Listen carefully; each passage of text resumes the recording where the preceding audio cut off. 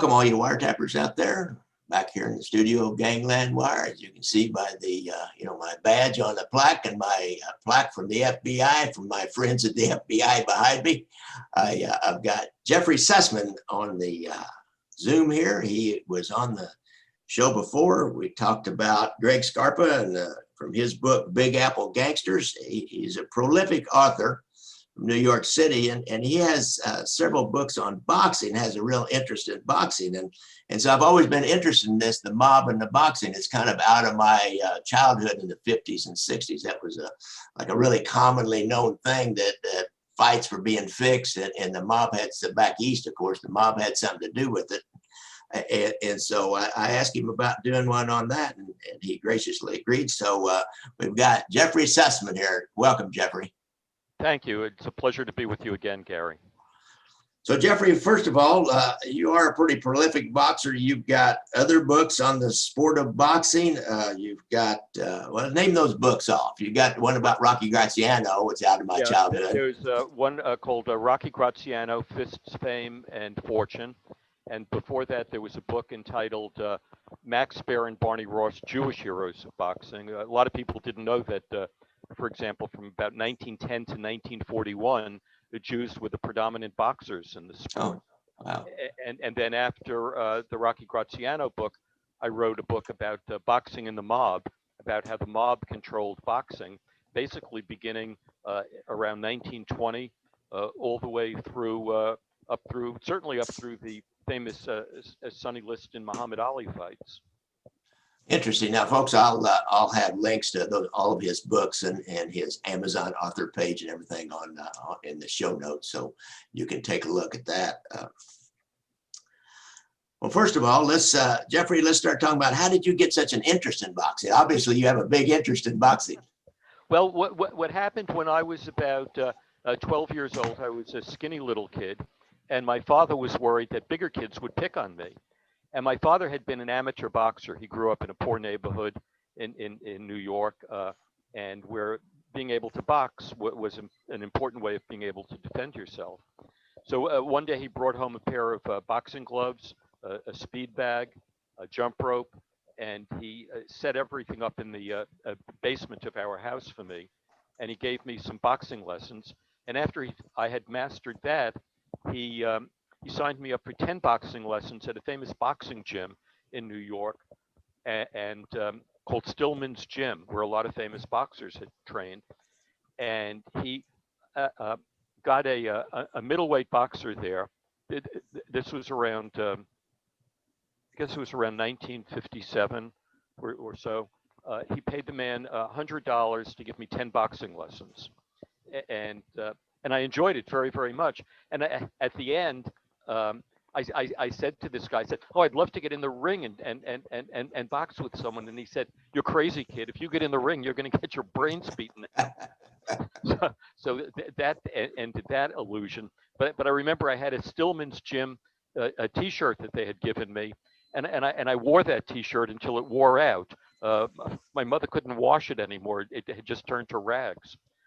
But in addition, when my father was growing up, he had a friend named Abe Simon, who became a heavyweight boxer and became a contender for the heavyweight title. He had knocked out a famous boxer named Jersey Joe Walcott, which made him a contender.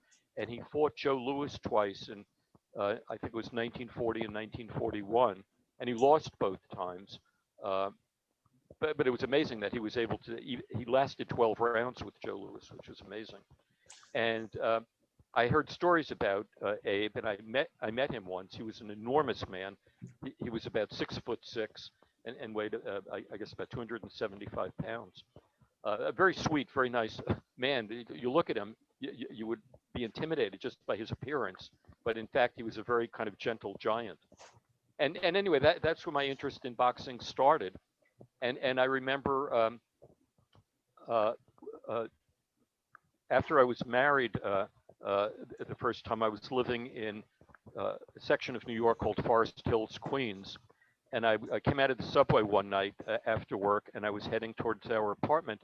And I saw this man walking a little white poodle. And as I got close to him, I recognized him, and it turned out to be Rocky Graziano. Ah, cool. And I went over to him and I said, you know, I when I was younger, I read your book, Somebody Up There Likes Me, and I just Oh, fell in love with it and became a big fan of yours.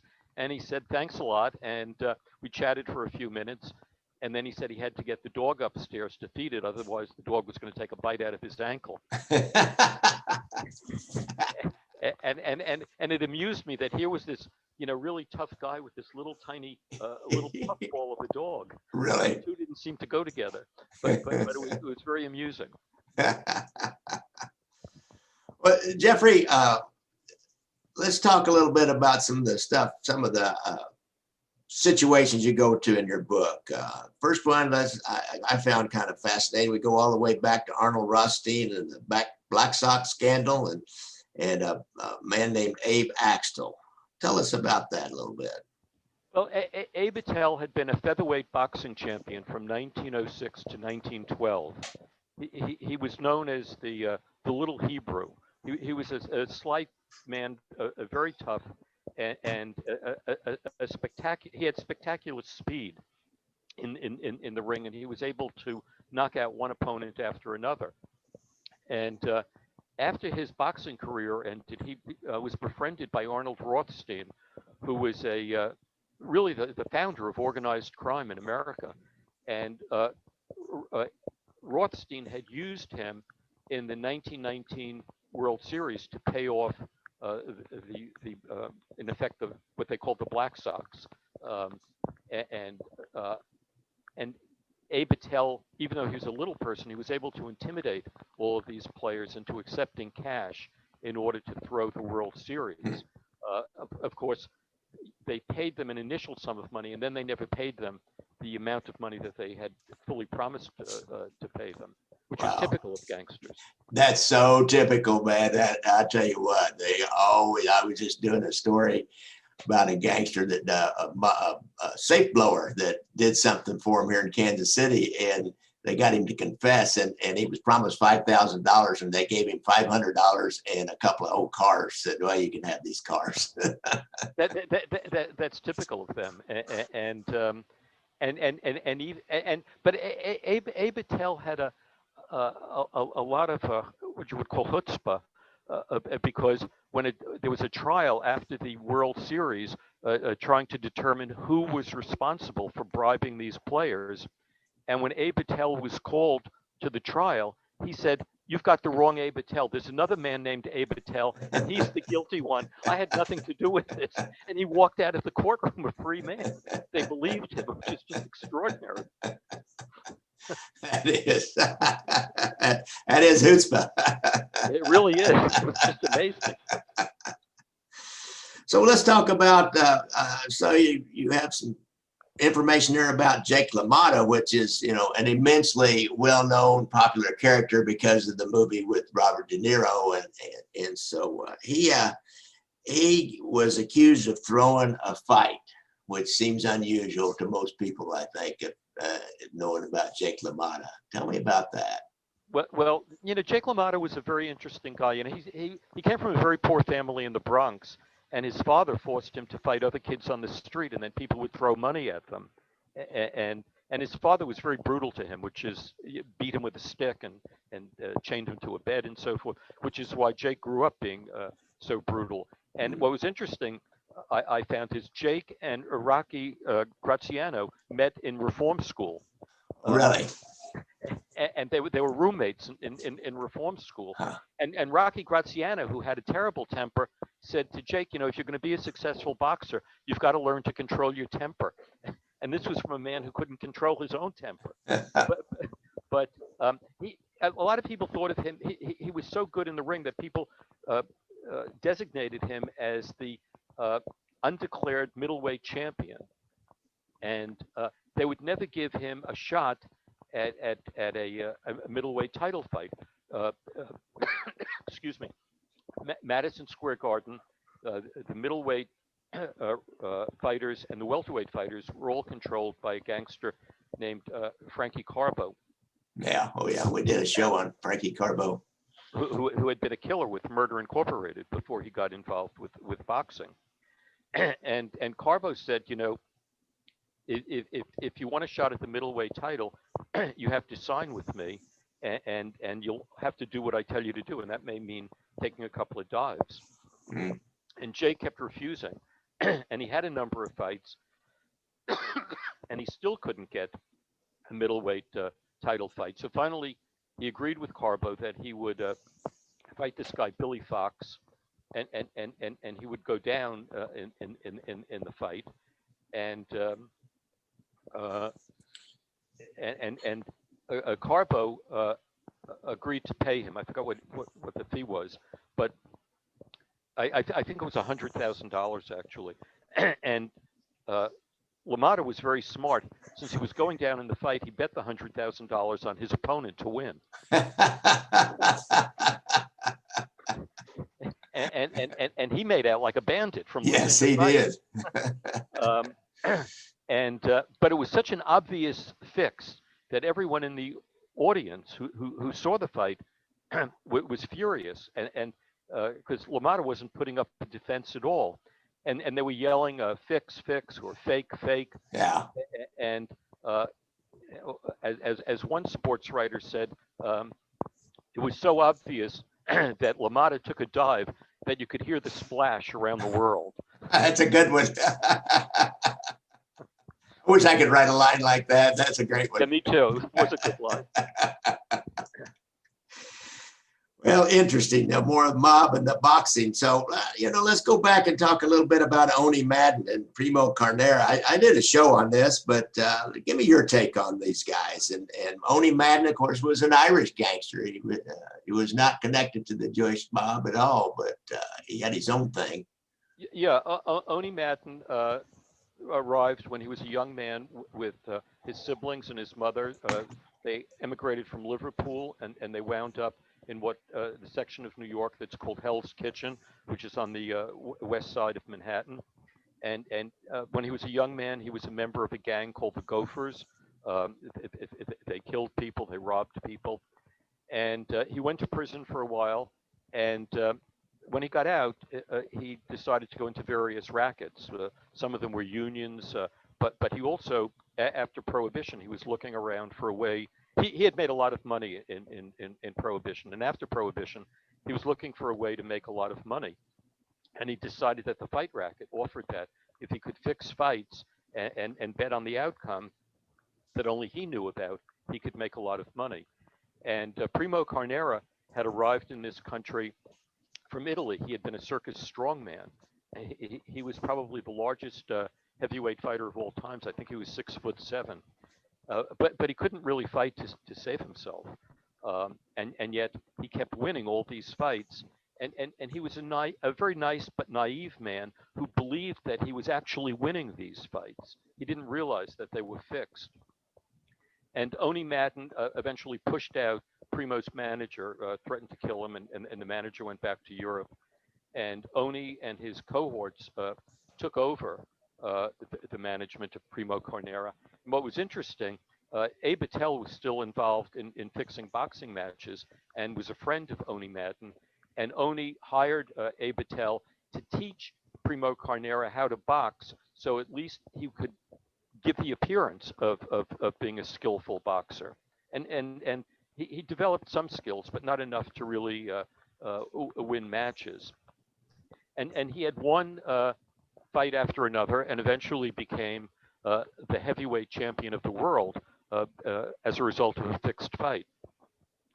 Then in, I think it was 1935, he had a fight with Max Baer, and they tried to fix that. But Max Baer had a very tough manager named Ansel Hoffman, and Hoffman wouldn't go along with this. And even though they threatened him, nothing came of it.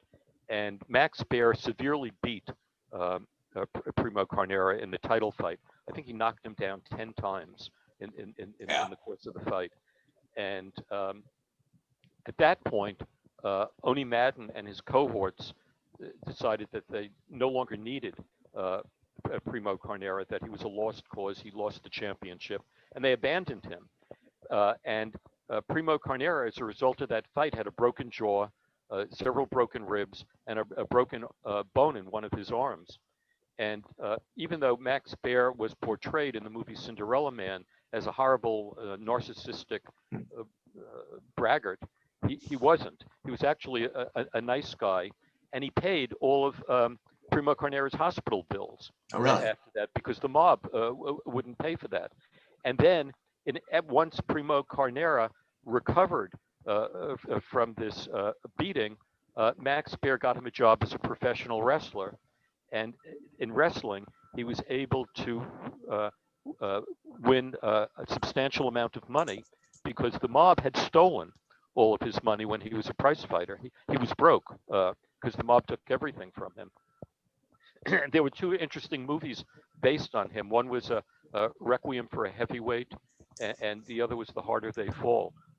Both excellent movies based on the career of Primo Carnera. And then, eventually Oni Madden retired to Hot Springs, Arkansas, married the postmaster's daughter, in old age became quite ill. And what a lot of people don't know is that he required around-the-clock nursing, 24-hour nursing. And the person who was his nurse 24 hours a day was Bill Clinton's mother. Oh, really? Was Oni Madden's nurse. I did not know that. A lot of people didn't know that. Interesting, like Hot Springs, he removed himself to Hot Springs, I think, maybe on the request of some Italians up there. I can't remember exactly, but the Hot Springs was like the den of iniquity of the Midwest. All the way up to the 70s almost. Even when I was a young man, they talked about, they have open gambling down there in Hot Springs. You got like a regular casino that's kind of on the down low. And plus you had horse racing down there. There was Oaklawn was in the horse racing circuit. It starts down the south in the spring and moves its way north. So it was. and when the New York District Attorney issued an indictment against Lucky Luciano. Lucky Luciano hightailed it to Hot Springs and hid out there for a year before they were able to extradite him and bring him back to New York. Really, I need to do a whole show on Hot Springs, because there's many more stories out of Hot Springs. But that one about Bill Clinton's mother, that's a good one. Thank you for that. So let's go on into more modern times. Let's wind up a little modern times. You talked about Sonny Liston, and how did there was always some hints that Sonny was, he had a checkered past, raised a poor kid, and all the, one thing all these boxers seem to have in common is they were raised poor. Usually an ethnic minority that was not really going to be accepted into the larger society and given any opportunities, or not with the Jewish kids, the Italians and Irish. And so they gravitate to this sport of boxing. It seems like it's a way out. And then young black men in the more modern times have gone into that. That's exactly right. It's always been a sport that attracted poor people. And it was a way for them, especially if they didn't have much of an education, a way of being able to make a lot of money very quickly if they were successful at it. Of course, a lot of them weren't very successful and didn't make a lot of money. But the ones who did, if it wasn't stolen from them, they were able to do quite well. Sonny Liston is a really sad case. I mean, his father was a sharecropper. His father fathered over 20 children with two different wives. He would beat Sonny mercilessly, and Sonny ran away from home, ran away to Chicago, where his mother had moved away, and he attended school there briefly, I think only until about the 6th grade. And he was such an enormous kid that all the other kids made fun of him, and he was totally illiterate, which made him an object of ridicule in the classroom. And as he got a little older, he started running with a gang in in Chicago, and he was into a lot of robberies, and for some odd reason he always wore a yellow shirt when he committed these crimes, and the police was referred to him as the Yellow Shirt Bandit, which also made him very easy to catch. Yeah, he was bigger than everybody. The yellow shirt. He's a great big guy with a yellow shirt. I had a guy once that had bumps, some kind of bumps all over his face. I mean, they were big bumps. We called him the bumpy face guy, and he was real easy to find. I asked him, I said, dude, why do you like do robberies and stuff where you can see your face and you got those bumps? He just looked at me like, I don't know. Yeah, some of these people are not the brightest lights in the world. But eventually, Sonny wound up in prison, and he was befriended by a Catholic priest in prison. And the priest had set up a boxing tournaments in the prison, and Sonny did terrifically.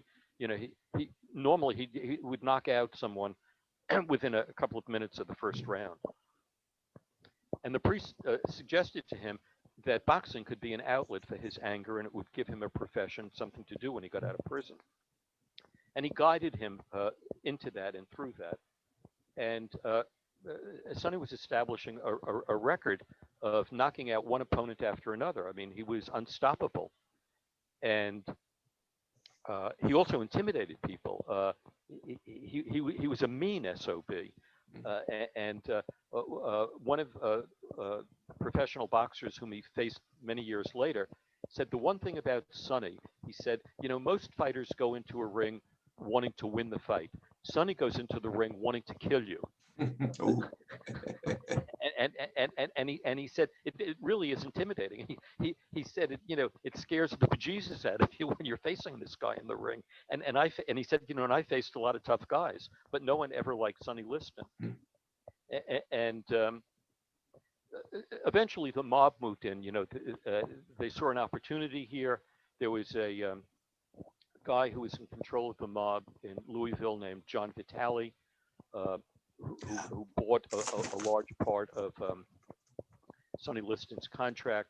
He shared it with a gambler in Las Vegas named Ash Resnick, and the mob got their hooks deeper and deeper into Sonny, including Frankie Carbo, and even when Frankie Carbo was in prison in the early 1960s, he was still issuing orders about Sonny Liston. And you know, he seemed to have a head that was made out of it was a natural helmet, because when he was a kid and the cops would catch him, they'd hit him over the head with a billy club, and it seemed to hurt the billy club more than it hurt Sonny Liston's head. He had no reaction to it. It was just extraordinary. Well, until Muhammad Ali came along, I guess. Well, yeah, that was interesting. You know, his first big televised fights were with Floyd Patterson. And when you saw the two of them in the ring, Floyd Patterson looked like a kid next to him. Yeah. He was much smaller than Sonny. And yet the entire black community, as well as John Kennedy and Robert Kennedy, wanted Floyd Patterson to win because they thought he projected a much better image for the black community than Sonny Liston would, who was a felon, who had a prison record.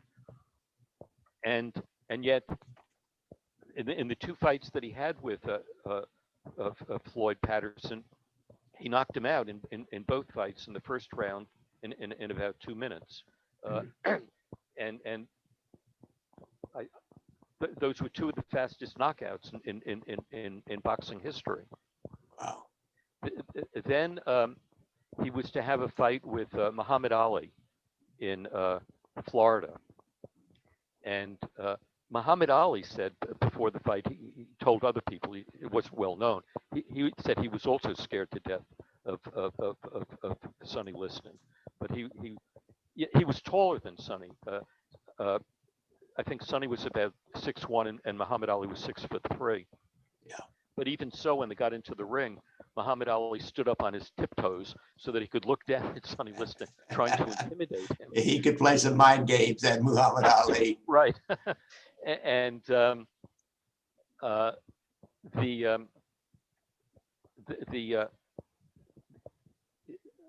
Sonny Liston was able to initially land a couple of heavy blows against Ali, but Ali was very fast on his feet, and he was able to evade being punched, and it seemed to confuse Sonny Liston, who was a plotter in the ring. He wasn't known for his speed; he was known for the power of his punches, which arrived like cement blocks, and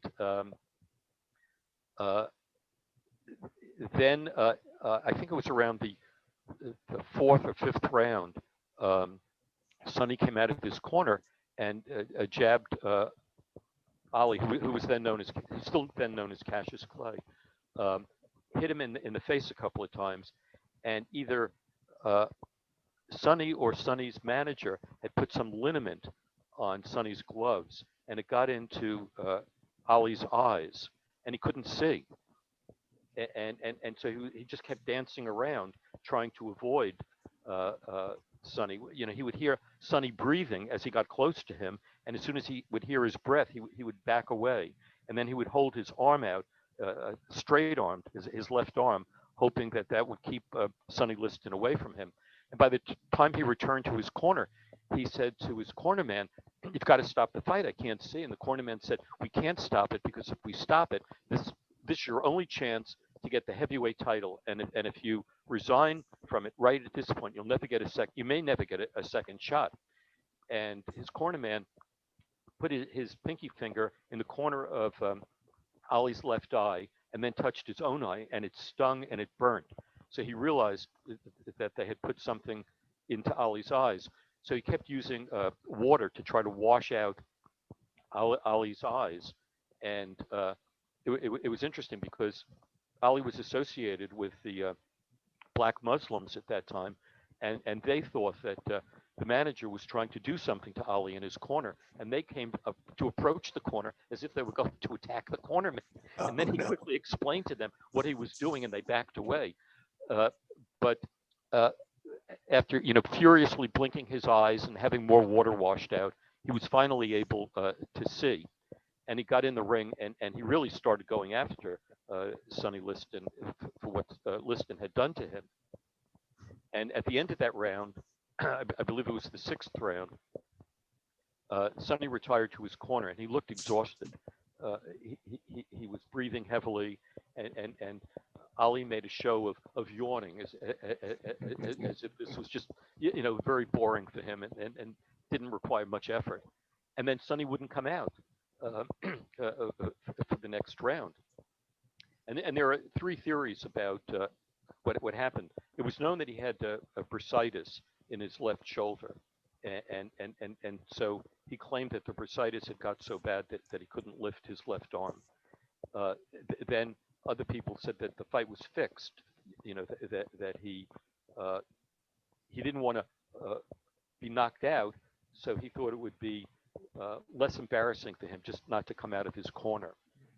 And the third was simply that his manager said, you know, you can't fight with one arm, so we're not going to go any further.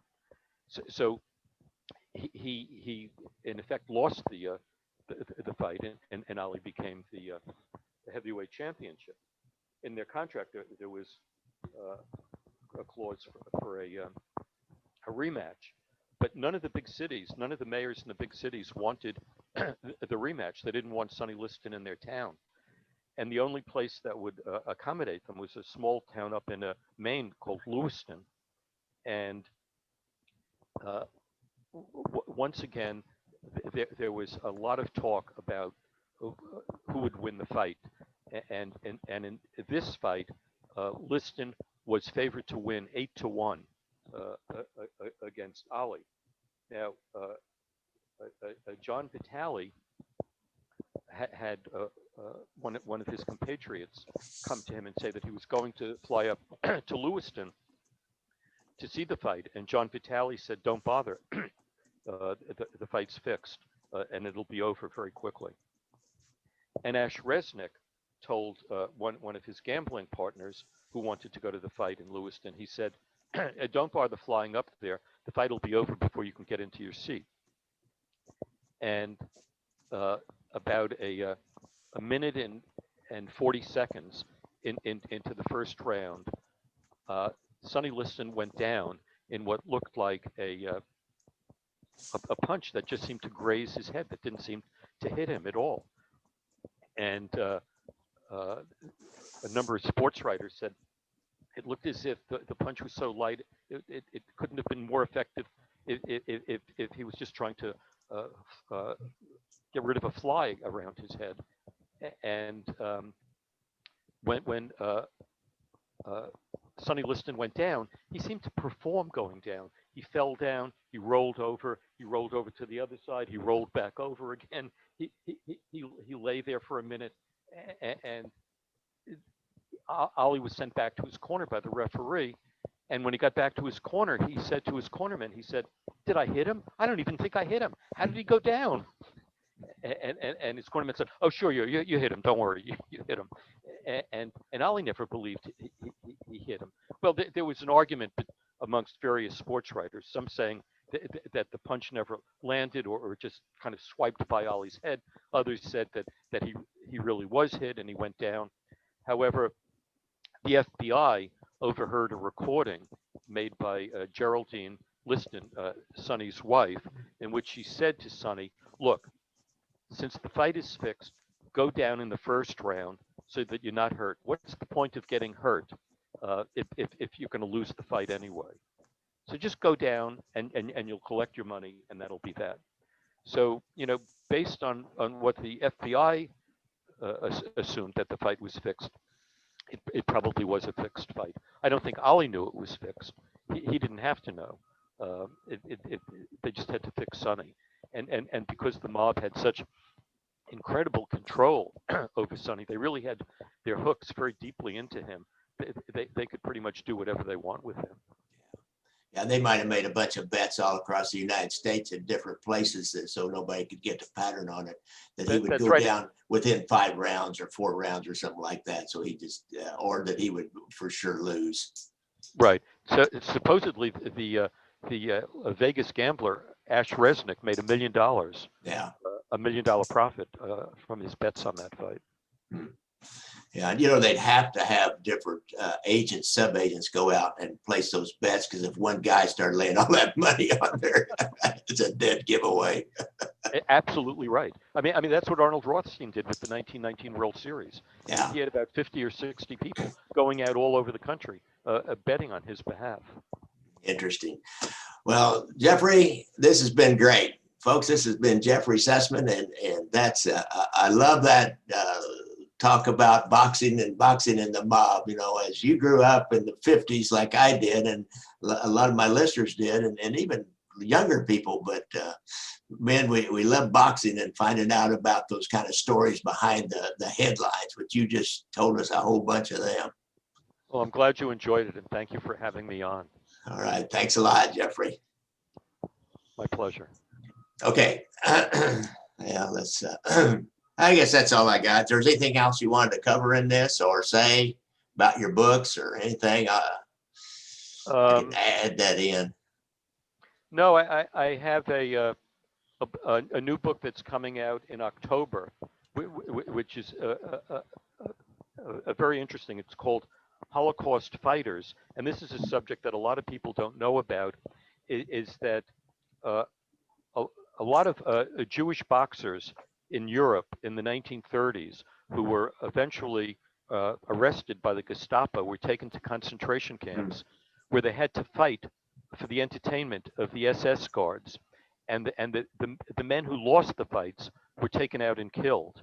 Wow. And if you didn't win the fight, you were finished. So there was one fighter, for instance, his name was Harry Haft. He had 76 fights. He won all of them, and then came to America to become a professional boxer. And he won a couple of fights, and then they set him up to fight before he became a champ. Long before he became a champion, they set him up to fight Rocky Marciano.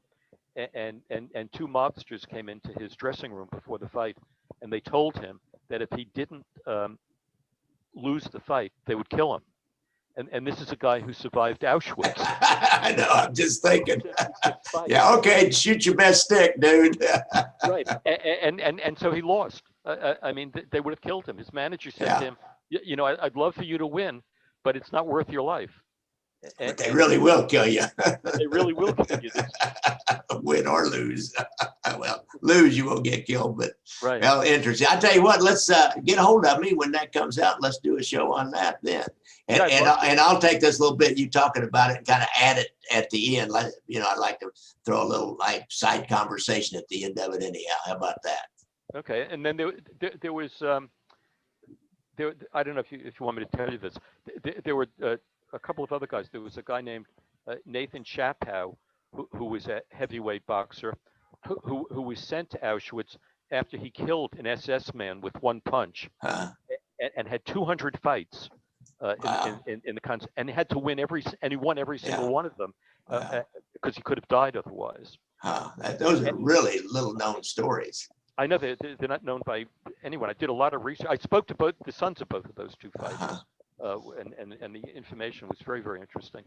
And then there was a French fighter named Victor Perez, who was had been the youngest featherweight champion of the world when he won the title in France in the early 1930s, and became he was a very good-looking guy, and his mistress was the foremost female actress in French cinema at the time. And when the Nazis conquered France, she saw, you know, what she wanted to be with the winning side, and so she betrayed her lover, this fighter, and had an affair with an SS captain. And when she betrayed her lover, he was caught and sent to Auschwitz also, where he had a number of fights. And then when the camp was liberated, before the camp was liberated, the Nazis evacuated it before the Russians and the Americans could get there. And they had what was called a death march, where they were evacuating these people. And this guy saw a loaf of bread off to the side of the road, and he went to get it to feed himself and several of his friends who were on the march with him. And a Nazi SS guard saw it and shot him twice in the head and killed him. Yeah, it was just brutal. Brutal, really. It's unimaginable. I guess it's just I don't know. It is unimaginable. I mean, I've got people I worked with over the years who really, her grandparents probably came from Germany. You know, I just like I often think. I mean, I never say anything to them, but I often think, man, how? I mean, how? But I don't know. Well, you know, my current wife, we've been married for a very long time. When she was in college, she had a boyfriend whose mother was in the Hitler Youth in Germany, and her boyfriend told her that his mother, she was so imbued with what she was taught in the Hitler Youth that it stayed with her for the rest of her life. All the attitudes, the prejudices, everything. Because, you know, she was just a young teenage girl at the time, and they kind of brainwashed them in a way. And she was never able to free herself from what they taught her there. Yeah, I guess we see that in modern day America with the black folks too, man. Absolutely. I mean, that's no question about it. Yeah. All right. Well, all right, Jeffrey. We had a good time talking. I think I really enjoyed talking to you, and I look forward to doing this next one. If I ever get up to New York, I got your phone number. I'm gonna give you a call. We'll have a cup of coffee. Yeah, I'll treat you to lunch. Okay. All right. What do you know when this show will air? You know, I don't. I'm kind of out a month right now, so it will be April, be probably May. I'll let you know. I'll give you a couple of weeks warning. I'll make a note in my book here, like in May, to give you a warning on when it'll come, and then when it does get released, I should have sent you a link before. I can't hope I did, but I tried to. I may not have, but I'll send you a link also. Terrific. Okay. All right, Jeff. Okay. Thank you. Nice talking to you. All right. Bye. Stay well. Bye-bye. You too.